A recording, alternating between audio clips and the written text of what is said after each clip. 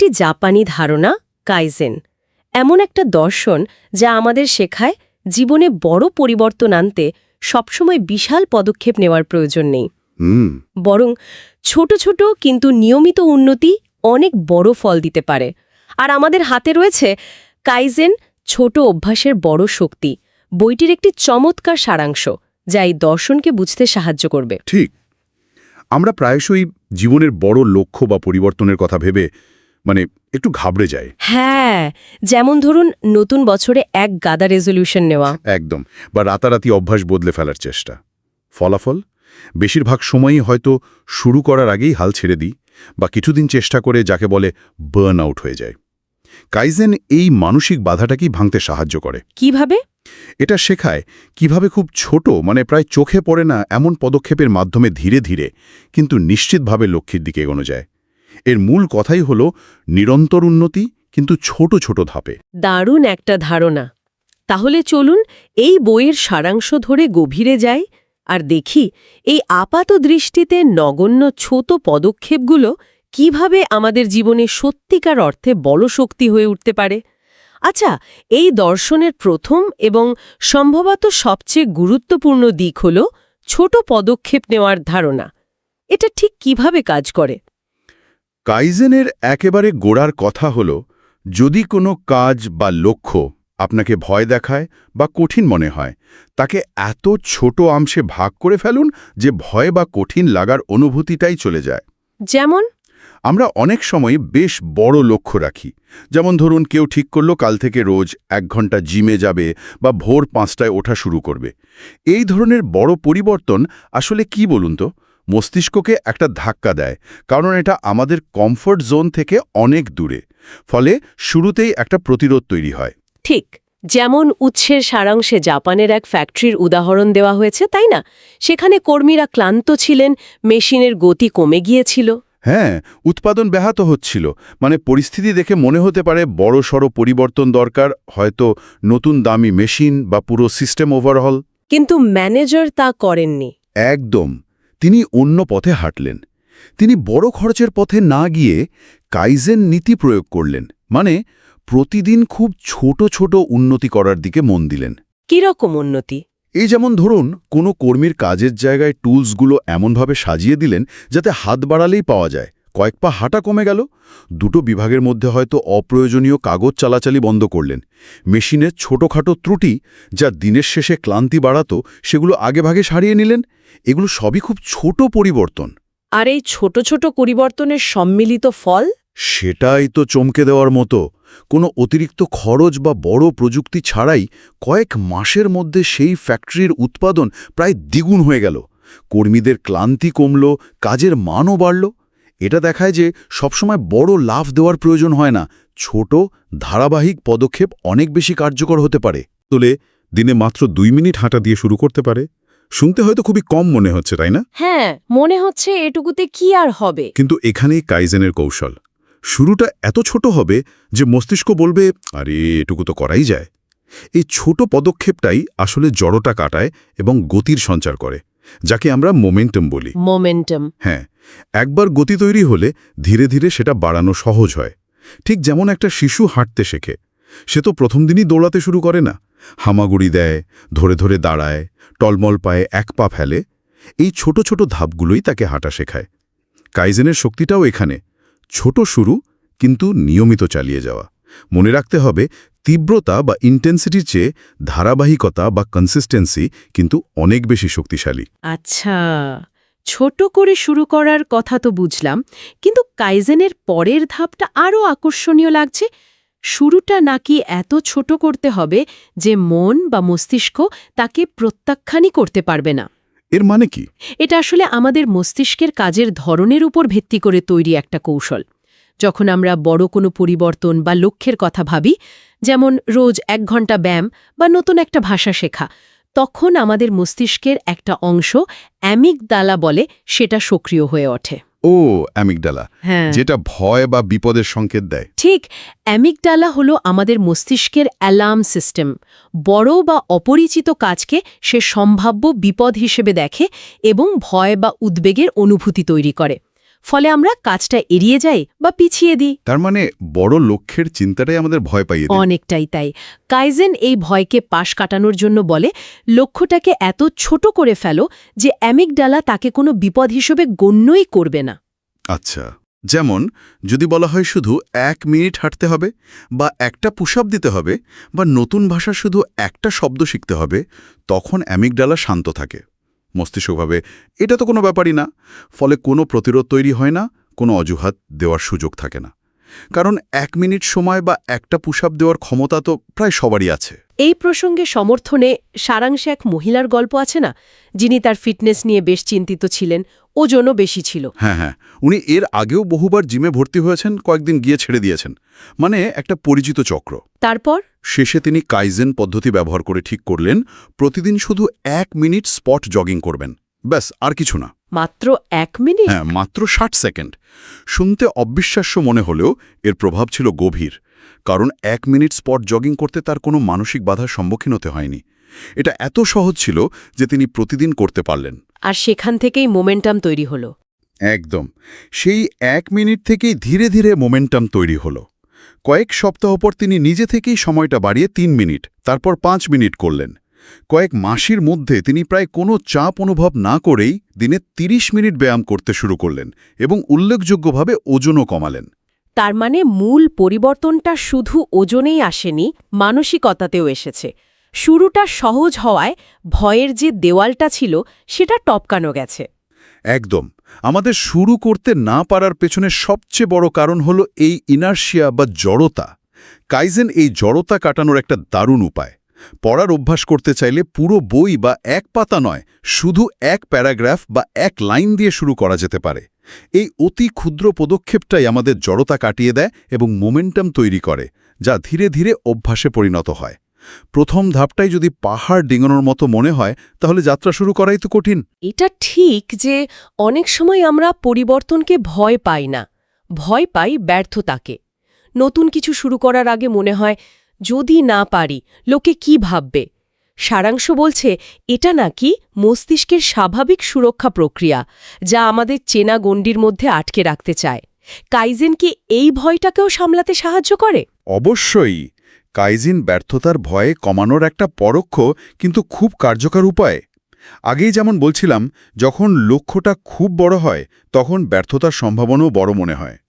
আর ব্যর্থতার চিন্তা আমাদের অ্যামিগডালাকে সক্রিয় করে তোলে, যা আমাদের পিছিয়ে দেয়। কিন্তু যখন পদক্ষেপটা খুব ছোট?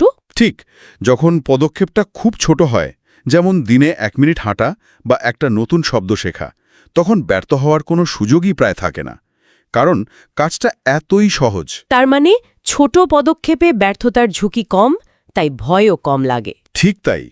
আর যখন আমরা ছোট ছোট পদক্ষেপে সফল হতে থাকি, তখন ধীরে ধীরে আমাদের আত্মবিশ্বাস বাড়ে। মস্তিষ্ক শিখতে শুরু করে যে আমি এটা করতে পারি। এই ছোট ছোট সাফল্যগুলো আমাদের নিজেদের ওপর ভরসা তৈরি করে। যেমন ওই মঞ্চে কথা বলার ভয়ের উদাহরণটা। হ্যাঁ, যেমন সারাংশে বলা হয়েছে, কারো যদি মঞ্চে কথা বলতে ভয় লাগে, তাহলে সে প্রথম দিনেই দর্শকের সামনে বক্তৃতা দেওয়ার লক্ষ্য না নিয়ে শুধু আয়নার সামনে 1 মিনিট দাঁড়িয়ে নিজের সাথে কথা বলার অনুশীলন করতে পারে। এটা খুবই ছোট একটা পদক্ষেপ, কিন্তু এটা ভয়কে পাশ কাটিয়ে যাওয়ার প্রথম ধাপ। এই ছোট পদক্ষেপে শুধু কাজটাই হয় না, মনকেও যেন নতুন করে প্রোগ্রাম করা হয়। একদম, আপনি শুধু কাজটা করছেন না, আপনি আপনার মনকে প্রশিক্ষণ দিচ্ছেন। প্রতিটি ছোট সাফল্য আপনার বিশ্বাসকে শক্তিশালী করে।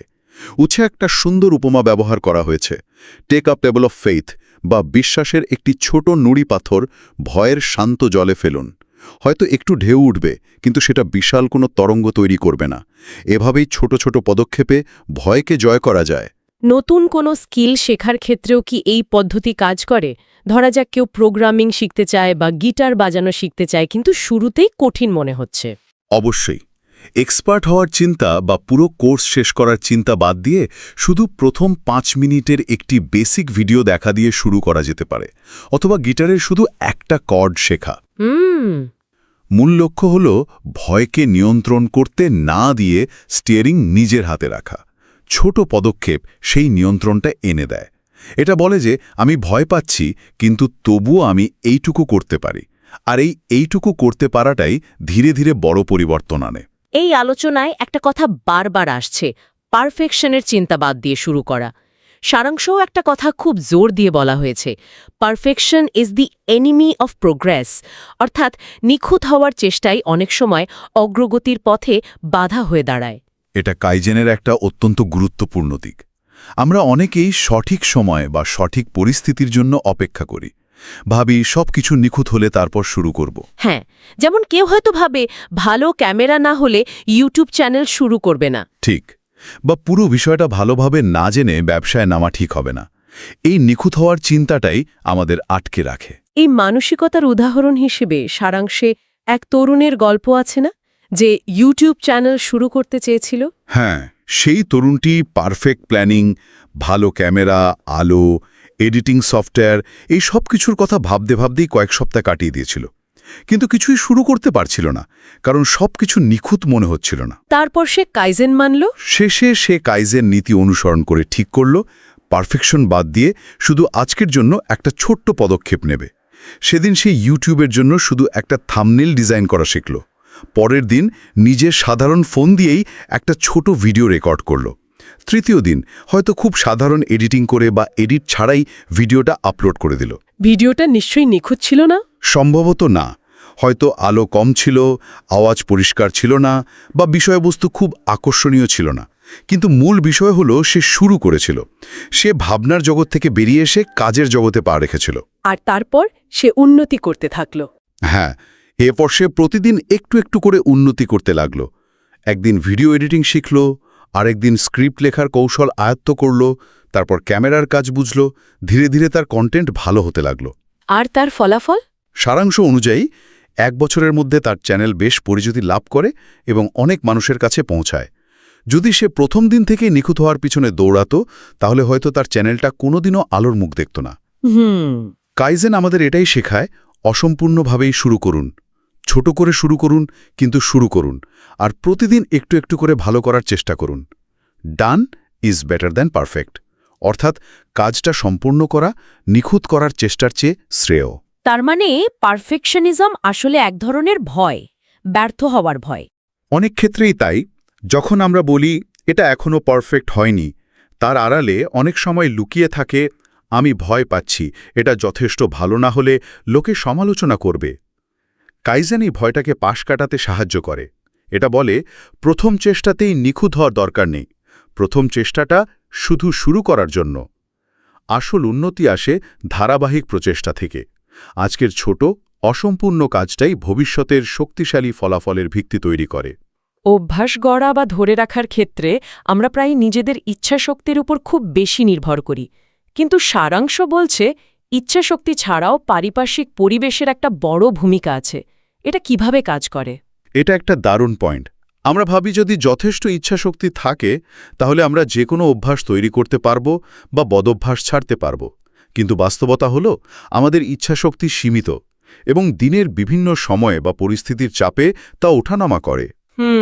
অন্যদিকে আমাদের চারপাশের পরিবেশ কিন্তু প্রতিনিয়ত নীরবে আমাদের আচরণকে প্রভাবিত করে চলেছে। কাইজেন শেখায় শুধু ইচ্ছাশক্তির ওপর ভরসা না করে আমাদের পরিবেশটাকেই এমনভাবে ডিজাইন করা উচিত যাতে ভালো অভ্যাসগুলো করা সহজ হয়ে যায় আর খারাপ অভ্যাসগুলো করা কঠিন হয়ে পড়ে। ঠিক, উৎসের ভাষায় ডিজাইন বিটস ডিসিপ্লিন, অর্থাৎ সুচিন্তিত পরিবেশ পরিকল্পনা কেবল ইচ্ছাশক্তির চেয়েও বেশি কার্যকর হতে পারে। এর কিছু সহজ উদাহরণ কি দেওয়া হয়েছে সারাংশে? হ্যাঁ, বেশ কিছু বাস্তবসম্মত উদাহরণ আছে। যেমন যদি কেউ বেশি বই পড়তে চায় তাহলে বইটা বিছানার পাশে বা বসার ঘরের টেবিলে চোখের সামনে রাখতে পারে। ফোনের হোম স্ক্রিনে সোশ্যাল মিডিয়ার অ্যাপ সরিয়ে রিডিং অ্যাপ সামনে রাখতে পারে। আর খাবার? যদি কেউ স্বাস্থ্যকর খাবার খেতে চায় তাহলে ফ্রিজে ফল বা সবজি কেটে সামনের দিকে রাখতে পারে, আর চিপস বা চকলেট ড্রয়ারের ভেতরে বা উপরের সেলফে রাখতে পারে যাতে সহজে চোখে না পড়ে বা হাতে না আসে।